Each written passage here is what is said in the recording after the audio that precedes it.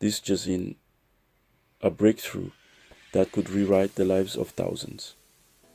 Duchenne Muscular Dystrophy, or DMD, is a genetic disorder that weakens muscles over time, affecting 1 in 5,000 boys globally. It's been a heart-wrenching journey for many families. But there's hope on the horizon. Meet K884, K884, a groundbreaking drug developed by Kanyr Pharma. Unlike current treatments that only manage symptoms, K884 targets the root cause. It helps muscle stem cells repair themselves. In preclinical studies, K884 showed remarkable results, improved muscle function, and enhanced repair in animal models. This could be a game changer for DMD patients, bringing new hope and a brighter future. Stay tuned as K884 moves closer to human trials.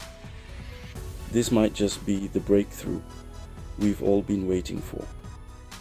Thanks for watching, and remember, the future is a little brighter today.